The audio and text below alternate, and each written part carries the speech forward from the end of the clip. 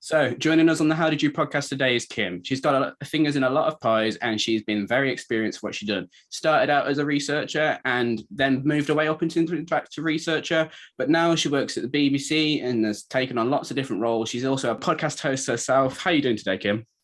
Oh, great. Thank you. How are you? I'm not doing too bad at all, but like I mentioned in the introduction, which I'll most likely record because I messed it up that much, you've had a lot of different roles and you've had a lot of experience, whether it be BBC, ITV, GMTV, The Guardian, anywhere else. What is your kind of favourite experience that you've had? Oh, wow. Gosh, that's quite a question. I'm going to have to think. I think what I'm doing now is probably not a favorite experience, but it feels like the culmination of everything else that I've done to get to this point. So that's quite satisfying in in a way. I think having started, like I did a degree at Leeds in broadcast journalism and I graduated, and I'm from North Devon. I was born in North Devon and I lived there up until like my mid to late 20s. And I moved back home and I was massively naive. I was like, great, here we go, career starting. I didn't, it was literally, I worked in a petrol station for 9 months and then really randomly went for an interview. They were starting a kids channel in Cornwall.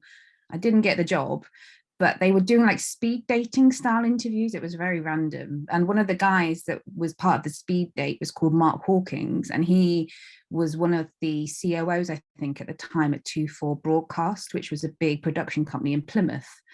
And I was living in Barnstable, and Barnstable and Plymouth are like 2 hours apart. So I would drive 2 hours there and 2 hours back every day just because I wanted to get that foot on the ladder. And I mean, that's kind of a favorite experience as well, because I would never do it now. But at that time, I was just young, had no responsibilities. And obviously for some of that, I was on production shoots. Like we were working on a program called The Hotel Inspector, and we were away for about 9 months filming that, not consistently. We would obviously come back at weekends and what have you. But yeah, as a rite of passage, that was quite a fun experience working there because I was just learning everything. And they gave me a 1-day crash course tutorial in how to operate a sound kit. And then they sent me off on this program for Discovery. I probably shouldn't be saying this, but I was a sound engineer on this program, and I was like, this is bonkers. I have no clue what I'm doing. And yeah, it was baptism of fire, but it was fun as well. And I think if you work with great people, that makes a huge difference too. Like you say, you started off at the very, very bottom doing absolutely everything you possibly could to get into however many different studios. Like you say, you took a 2-hour drive each way just to make sure that you had that foot on the ladder. How does it then feel to be nominated and win an RTS Thames Valley Award? Because from taking a 2-hour journey to then winning an award, that must be a journey that when you were a child, you never expected. Not in a million years. And awards are funny because it feels like an out-of-body experience, but a Royal Television Society award, and it was for my body of work last year. And obviously we're all working in a pandemic and the limitations around what we're doing, but my team at the BBC were being restructured as part of the modernising news process. And it was essentially myself and my senior editor who managed this quite large team through this really tumultuous period of change. And we made some cracking content last year. We had stuff on Ron Jeremy. It was called The Fall of a Porn Icon. Basically, he's in prison in America at the moment and how all that came to be. We did things on anti-Semitism. I've done things on the Romanian sex trafficking trade. We've done stuff on kids and social care. We've done things on how beauty treatments aren't regulated and all of this. So really far reaching, and our target demographic are what we call the underserved, but basically we're trying to reach those grassroots communities who probably are a little bit disillusioned with what the BBC does and doesn't think it reflects them or speaks to them. But we're trying to really go to them with what we do. And we call it giving a voice to the voiceless, but essentially it's telling a story from the bottom up rather than the top down. You're trying to enable them to hold power to account. And yeah, the award was, it was a bit mind-blowing, but really kind of gratifying in a sense, because it can be a thankless task. And I think most of us go about our day-to-day lives and you're not expecting like a marching band or a ticker tape parade to say thank you. But yeah, that one meant an awful lot. I can completely understand that because, like you say, you work around, I guess, such token topics which aren't really spoken about too much, and you enable the spotlight to be put on them. But you've worked on multiple different channels. How does it feel to finally have BBC3 back on TV? Great. I mean, I think we're still trying to convince the audience to come back to BBC3, but yeah, I think also the interesting thing about taking it off when that happened in like 2016, 2017, the audience kind of went with it to a point because the online viewing through iPlayer and obviously streaming, it kind of stayed, and they were still getting millions, if not like tens of thousands of views on the content they were making. And it's really diverse. Obviously their target demographic is a bit younger, like 16 to 24s.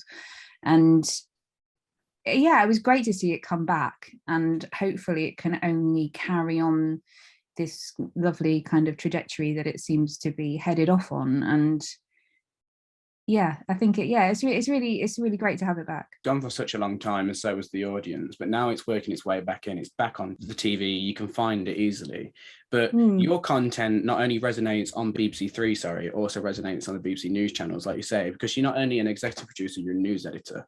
Has there ever been a news piece that it may be the ones that you've previously mentioned, like your sex slaves and your underrepresented communities? Has there ever been one that shocked you to the core where it will stay with you forever? I think the one that still really kind of resonates with me, and I think about every now and then, which is probably why, is it was called False Hope, Alternative Cancer Cures. And there was a young guy called Sean Walsh who lived up in Liverpool, and he'd had cancer once in his late teens, and he treated it with chemotherapy, and then it came back. And he was convinced into thinking alternative therapies and remedies were curing his cancer. And there was a clinic in Mexico that he was going to and having things like coffee enemas and fruit juice smoothies and what have you. And he was convinced that it was all working. But then there was also a thermographic imaging company, so basically taking images of his body with like heat patches. And he was using those as a way of treating his cancer. And he was convinced it was working. Obviously it wasn't. And by the time they realized it wasn't, he had a tumor the size of a grapefruit in his stomach, and it was too late and he died.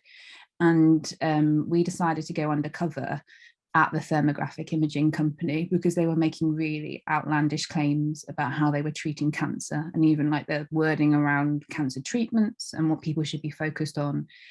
And it was a real sense of jeopardy, because I actually got threatened by both the Mexican clinic and the Liverpudlian clinic as to not putting it out ahead. It could be given obviously a right of reply because we secretly filmed, and it was one of the most prestigious libel lawyers in the country.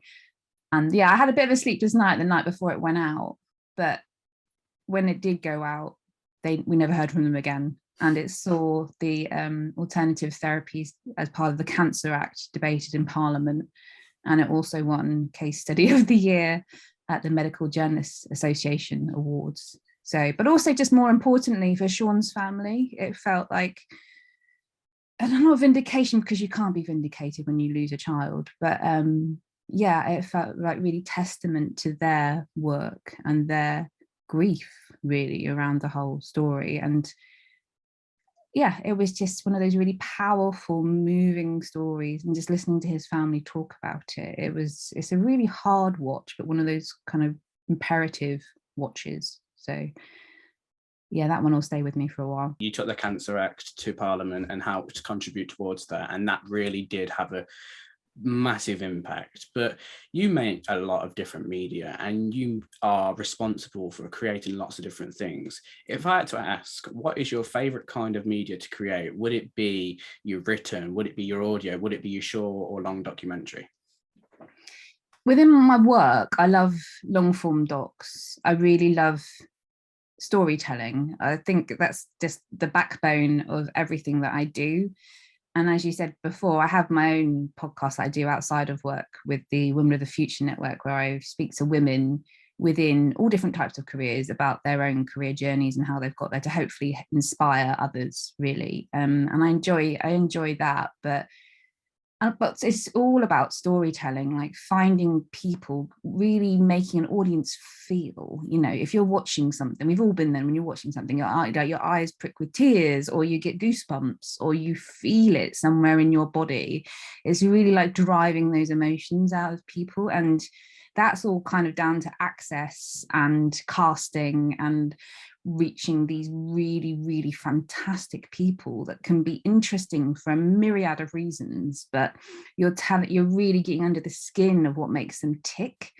And I think the art of engaging people and forming like a narrative and, beginning, middle and end in simple terms, but I love that. And I like finding new ways of doing that and trying out new formats and techniques and style and tone treatments. And yeah, I don't think I'll ever get bored of that. And I think that kind of can encompass outside of like long form too, whether that's articles or podcasts or anything really. It's how you get your point across. You're always looking for an equilibrium, you're always looking for an end, you're always looking for the uses and gratifications in it so people relate to it and stuff like that. But like you say, your own podcast is completely different outside of work, and you judged the Women of the Future Awards. How do you find so much time to do all of this stuff? Because I think is the answer. I had a look through your LinkedIn, and literally it's like Kim does this at the same time. This, like, looking at the dates, you're a researcher for 2-4 Group from 2007 to 2008, then straight into GMTV, then into ITV, then you became a sponsorship and interactive manager, then a marketing and communications director, then festival sessions, then head of production for a short course student, senior interactive producer, then lead assistant producer, then radio volunteer and fundraising coordinator, executive producer, commissioning editor, then you've been a children's author, then Women of the Future and executive producer for BBC3 as well as news editor. How do you have time to do all of it? I think it's also really important to say that I have in my career been made redundant 3 times, and even the word redundant, I say it really openly now. And because whenever you say it to someone, they're like, oh, sorry about that. And it's like, well, no, because it's got me to here. Like everything in my life has got me to here. And it took me a really long time to realize that the role was redundant. I wasn't redundant as a person as much as it had an impact on my personal life, clearly. And there were moments when it was quite dark and I was trying to find a reason to get up off the sofa and what have you. But yeah, I think, for example, I was working at the Telegraph and I'd won the Women of the Future Award in the media cut. This is in 2018. And I had it on my desk. And my manager at the time at the Telegraph came over and said, we need to talk to you about redundancies. And I literally found out I was being made redundant with an award in my hand almost. And it just, like, the nonsensical element of it, it was all just about overheads and KPIs and numbers. And it wasn't necessarily about me. And clearly there's a bit more to it than that. But yeah, those processes, as much as they were challenging, it forces you to take stock. And I don't think we do that enough in our career. A lot of people that I know just literally roll and keep going. And they get to the point where we're like, why am I unhappy? And it's probably because you haven't assessed it until the point that you're unhappy. And it's like, well, do you still have the same motivations? Do you still want to do this? Like the first time I was made redundant, I was at Fremantle. And I'd been selected to be a ones to watch at Edinburgh International Television Festival. And I thought, I'll go to this and see if I still like this career, if this is like what I want to do longer term, because I was in my early 20s. I went there and I loved it. It was literally like a no-brainer. I couldn't get enough of it. I went back like 2 years after as well. I loved the whole thing. So it made me realize that I was doing the right thing. And then I got headhunted to work at Channel 4. So I just thought, again, it's the role, it's not me, but it took a long time to process that. And in my redundancy from the Telegraph, because I just started a relationship with Women of the Future, I said, well, I've got all these podcasting skills because I'd been working with Bryony Gordon as her exec on Mad World. And if I can do it, I know how to do this. I know how to set it up. I know how to cut audio. I can produce this. And I suggested it to them. And that's why it launched. So it was like similarly to yourself, you know, like if you've got an opportunity, if you've got a passion, if you want to hone your skills, if you want to keep doing it, if you want to become a better interviewer, you know, if you want to just keep all of these strings to your bow and figure out the bits that you like and the bits that you don't like, the best way to do it is to just try and be pragmatic. Even when the chips are down, you're probably feeling a bit rubbish. You need to find those little nuggets that keep you going. And I suppose now I probably do too much, but it's because I've realized I'm crowdfunding a book at the moment called You Are So Much More Than Your Job. And I think that kind of sums it up, because we all are. Like we spend the most of our lives at work, like 9 to 5, 8 to 6, whatever you do. And obviously all the other hours that you do as well. But it's the things that you do in your spare time, like your side hustle, are probably the things that give you a lot more joy. And it's only when you start earning money for the things that bring you joy, then the relationship gets a bit weird. But that's probably why I do it. And because also I want to pay it forward. Like I grew up in a single parent family in North Devon. I mean, I got an amazing stepdad when I was quite young, but we had nothing. Like I remember when we moved, we had to sleep on the floor because we had no proper furniture, and I was bitten by fleas, and I had to take a hardship loan to finish uni and things like that. So I know what it means to not have much, and I want to see more people like me who have an understanding of that in media, and I want to see them doing well. So whatever I can do to help support that and pay it forward, I will always do, which is probably why I've like hugely overcommitted to things in my life, but it brings me a lot of joy. You mentioned supporting things and taking them forward, but in 2019, you published your own mental health children's book. You've also launched KINDFEST. Is that the kind of reason behind it all? Because, like you say, you are yourself outside of work, but you're also yourself inside of work, because you are more than your job. It's correct, because people have work relationships, but when you really realize who that person is outside of work, then you see that real person. What was the understanding behind the children's book and KINDFEST? Because it's been such a voluntary role that you've taken on and allowed it to be such a big kind of virtual international KINDFEST glow up, because it's something that's needed. But how did it all begin, and what made you do it? Was it the same things that you've just mentioned? Yeah, I think so. I knew the founder before she was a founder, obviously. We were both short on a list of kind leaders, which was a global list, I think, it's published every year in the Financial Times, and we were both on it. And I then followed her on Twitter, and she mentioned KINDFEST because she was sat in a hospital waiting room and she was really fed up. It was the beginning of the pandemic, like, you know, March, April 2020. And she's like, we need to do something to change this. And she tweeted out something to that effect. And not many people responded, and I liked it. And then she just obviously found out more about me, reached out to me and was like, do you reckon we can do this? And I was like, yeah, of course we can. And that first year, I ended up running the kind of youth tent, and it was basically all panel discussions. So we had entrepreneurs, we had people in education, we had MPs, we had Olympians. So politicians. I had Luciana Berger, Emily Benn. I had Marilyn Okoro, who's an Olympian. We had Stuart Lawrence, who's Stephen Lawrence's brother. Bryony Gordon was on it. Matt Johnson was on it, talking about mental health, all in relation how we should be kinder to younger people.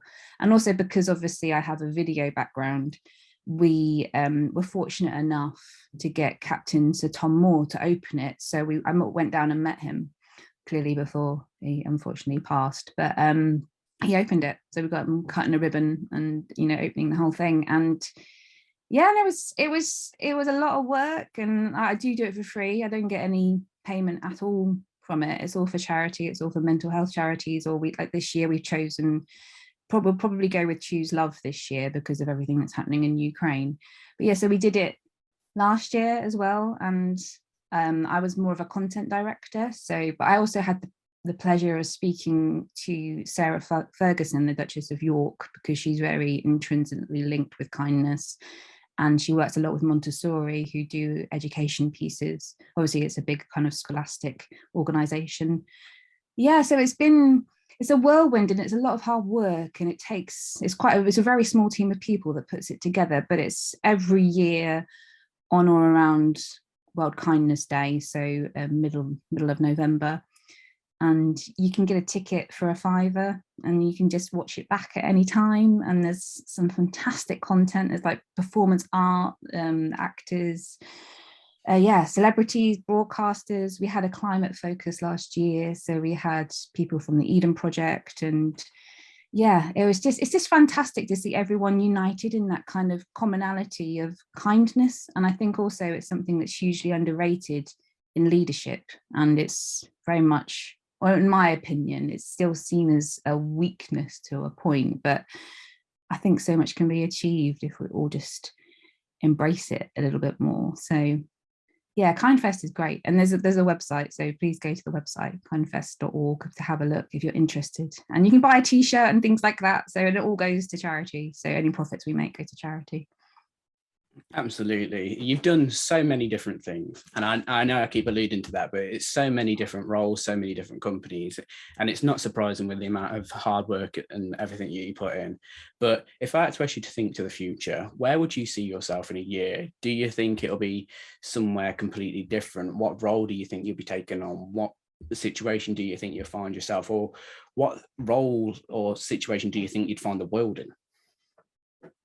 Oh, blimey. That's quite a question.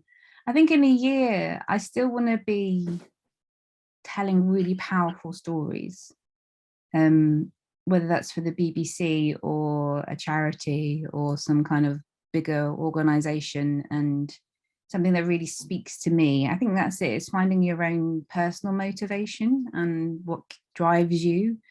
And I always said, like, when I had my daughter, who the children's book that I wrote is for mental health for preschool children, and I wrote it because I went back to work relatively soon after she was born, and it's for her.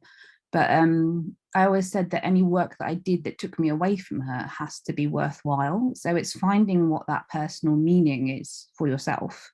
So yeah, I'd hope that I carry on this same kind of journey, and I really enjoy just giving people a platform, and nothing gives me greater joy than seeing people fulfill their potential. And some people don't want to, some people are perfectly happy just doing what they're doing, and that's fantastic.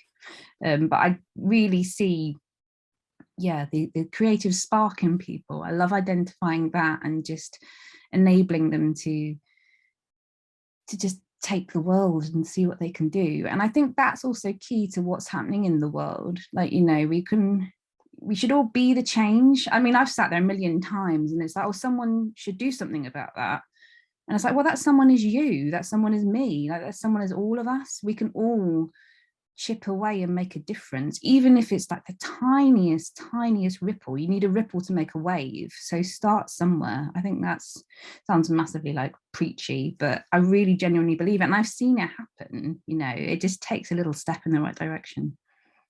I can completely understand that, because if you can help somebody on their journey along their path, it can help inspire them to do a lot more different things that they never thought they were possibly even capable of. But let's go a little bit informal. What's your favorite piece of technology? Oh, crikey. God, and you know what? I'm a bit of a dinosaur, so anything I have to say is going to make me sound like the oldest person ever. I'd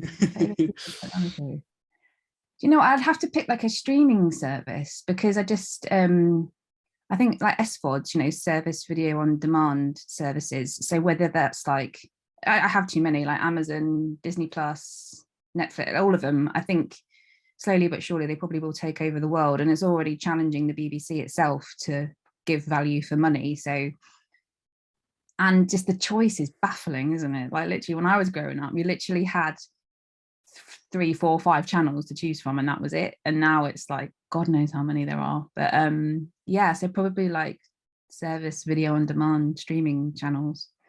Are you watching anything in particular at the moment?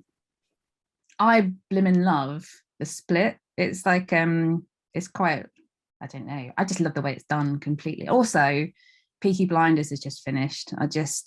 I remember I went to Hay Festival like years ago, and Stephen Knight was talking about it, and I was like, what is this? This looks great. And they showed a trailer.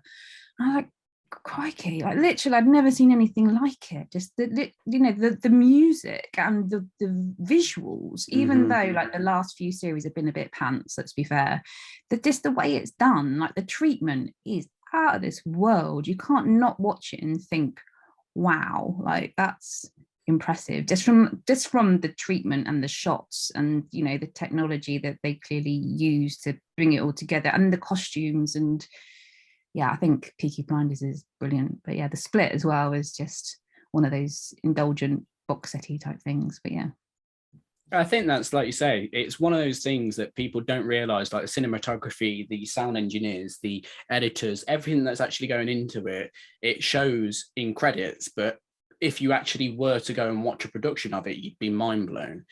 But yeah.